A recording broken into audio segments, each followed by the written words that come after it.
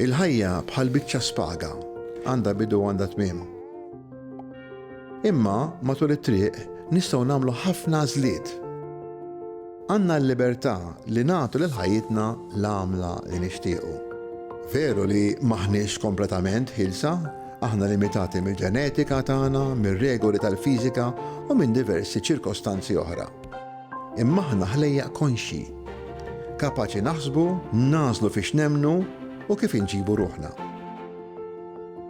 Insibu min jipprova jiddettanna kif għandna ngħixu, imma aħna nistgħu nkunu l-awturi tal-istajr tagħna. Dini l-unika ħajja tagħna għalhekk jagħmel sens li ngħixuha bl-aħjar mod possibbli u ngħixuha fil-preżent. Għandna nagħmlu dak li għamilna kontenti, dak li jimlinna ħajjitna u dak li jgħinna ngħixu ħajja bis-sens. Madankollu, dan m'għandux ikun proġett tagħna biss. Aħna ma ngħixux ħajjitna maqtuwajn mid-dinja, aħna marbutin ma' nies oħra. Familjari, ħbieb, il-komunità tagħna, anke ma' persuni minn bnadi oħra fid-dinja. L-azzjonijiet tagħna għandhom konsekwenzi għal ħaddieħor u l-azzjonijiet tagħhom għandhom konsekwenzi għalina. Għalhekk il-libertà tagħna għandha xi ftit limitazzjonijiet. Għandna nippruvaw nevitaw li nweġġgħu lil ħaddieħor, għandna responsabbiltà li nikkunsidraw l-impatt tagħna fuq persuni oħra, fuq l-annimali u fuq il-pjaneta. Dawn ir-rabtiet jagħmlulna ħajjitna aktar rikka huma sors ta' dialogu, ħbiberija, ferħ u mħabba, emozzjonijiet pożittivi.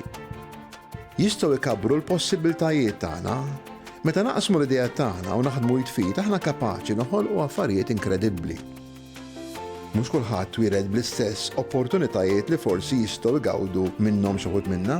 Għandna responsabbiltà li naqbżu u niġġieldu għall-libertà ta' ħaddieħor. Dan nibbenefikaw minnu kollha kemm aħna. Il-konnessjonijiet tagħna jipprovdu wkoll mod kif inħallu xi ħaġa warajna, wara mewtna. Permezz tal-ideat li naqsmu l-kontribut tagħna, il-ħajjiet tagħna jistgħu jibqgħu ħallu impatt anki wara li aħna nkunu ħallejna din id-dinja. L-ispaga tagħna tispiċċa, imma l-effett li tħalli jibqa' jgħix f'ħaddieħor. Ħajja waħda, għajxa sew. Aħseb għalik, aġixxi għal ħaddieħor.